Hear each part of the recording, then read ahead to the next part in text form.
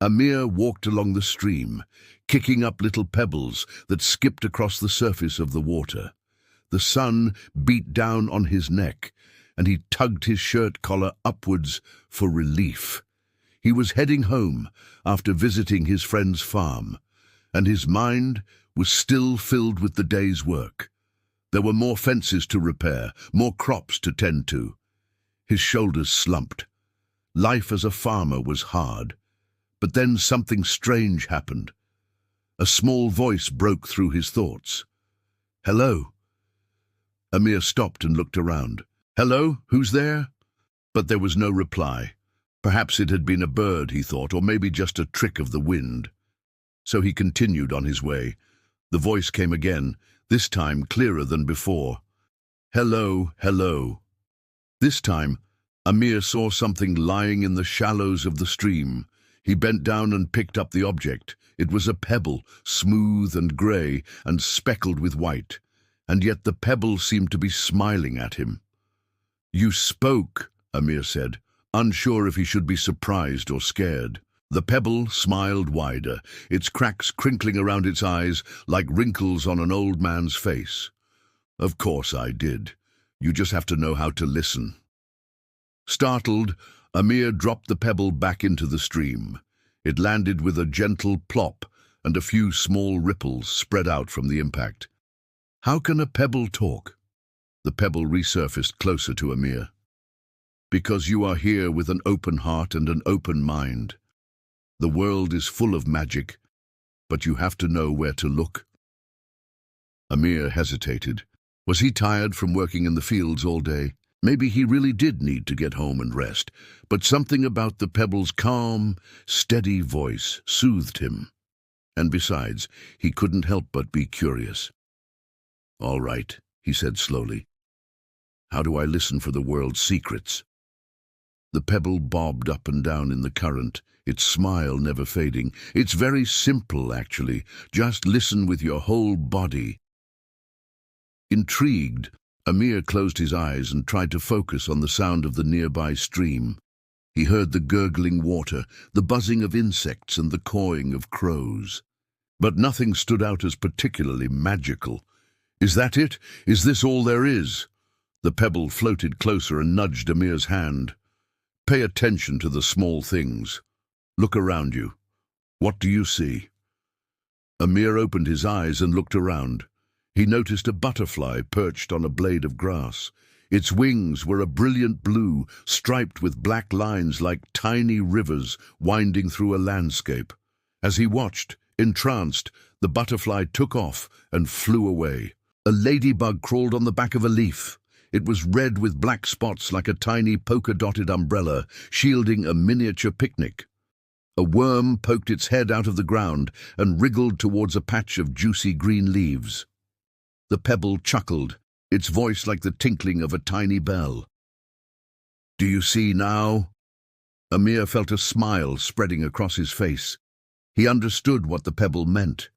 The world was full of wonders, but he'd been too busy to notice. He was so preoccupied with his daily tasks that he'd forgotten to stop and appreciate the beauty around him. "You have much to learn, young one," the pebble said, its voice filled with kindness. "But I sense a good heart within you. You are quick to help others without expecting anything in return. That is a rare and valuable quality. Never let it fade." Over the next few weeks, Amir visited the stream every day at noon, when his work in the fields was at its hottest and his spirit was at its lowest. He would sit on a nearby rock and close his eyes, listening to the stream babble and the birds chirp. Slowly, he began to hear the music of the world. He heard the wind whispering secrets to the trees, the clouds singing as they drifted across the sky, and the rain drumming a steady beat on the rooftops. One day, Amir brought a small notebook and a pencil to the stream. He wanted to write down the words the pebble had spoken to him. But when he got there, the pebble was nowhere to be seen. Had it moved away? Had he imagined the whole thing? Disappointed, he sat down on the bank and sighed. He hadn't imagined it, a voice said. Startled, Amir spun around. Was the pebble playing a trick on him? But there was nothing there. Had it been the wind? The voice came again, softer this time, closer. "Here I am." Amir looked down into the stream and saw the pebble just below the surface.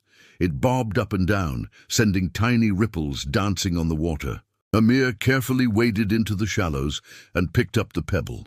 It was smooth and cool in his hand, and it seemed to thrum with a quiet energy. "I'm sorry," Amir whispered, realizing that he had been treating the pebble like a toy. "I didn't mean to be disrespectful. Will you forgive me?"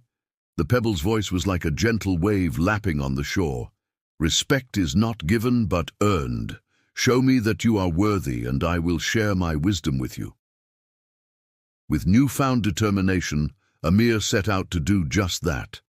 He started small, picking up litter that he saw lying around the village and returning lost animals to their grateful owners. He also listened more closely to the people around him, offering a helping hand to those who needed it most. Weeks turned into months, and with each passing day, Amir felt himself growing kinder and more compassionate. One day, he returned to the stream to find the pebble waiting for him. It had been smooth and grey when he first found it, but now it shimmered with 1,000 colors. It was like looking into a pool of water on a sunny day, except the colors seemed to come from within the stone itself. Blinking, Amir realized that he had been holding his breath. He exhaled slowly and asked, "Have I earned your respect, wise pebble?" The pebble smiled, its colors shifting like the sands of a desert sunset. "More than that, young one. You have earned my friendship. Tell me, what do you seek?" Relieved and overjoyed, Amir knew that his long journey had finally come to an end. The pebble wasn't just a source of wisdom, it was a friend, a companion on his path through life. Together, they shared stories and laughter, and the pebble taught Amir about the interconnectedness of all living things. One day, the pebble spoke again. "It's time for me to go now." Amir felt a pang of sadness, but he knew that the pebble was right. Everything in the world was connected, and even pebbles had to move with the current sometimes. "Where are you going?" Amir asked, his voice filled with concern. "I'm going to help someone else who needs my wisdom," the pebble said, its colors twinkling like stars in the night sky. "But don't worry, we will meet again someday." And with that, the pebble tumbled away, disappearing into the swirling depths of the stream. Amir watched it go, feeling a deep sense of gratitude for the time they had spent together. He continued to visit the stream every day, but the pebble was gone. Still, he wasn't disappointed, because he knew that its words had changed him forever. He was kinder, more compassionate, and more attuned to the music of the world. One day, as Amir sat on the bank of the stream, he saw a young girl struggling to wade through the shallows. She was trying to reach a beautiful blue butterfly that had landed on a rock in the middle of the stream. The butterfly fluttered its wings, but it couldn't fly. It was trapped. Without hesitation, Amir jumped into the stream and waded out to the rock. He carefully scooped up the butterfly and handed it to the girl. "Here you go," he said gently. The girl's eyes were wide with wonder. "Thank you," she whispered. Then, noticing the troubled expression on Amir's face, she asked, "Are you all right?" Amir hesitated, torn between his desire to help others and his fear of losing his connection to the pebble. But then he remembered the pebble's words, "Respect is not given, but earned." So he smiled and said, "I'm fine, just helping someone in need makes me feel good." The girl beamed at him, her eyes sparkling with admiration. "You're a hero," she exclaimed, and ran off to tell everyone she met. As Amir walked home that evening, he realized that the pebble had been right. Their paths had crossed for a reason. By helping others, he had found true happiness. He had learned that the greatest wisdom comes not from stones or scrolls, but from the kindness that resides in all of us.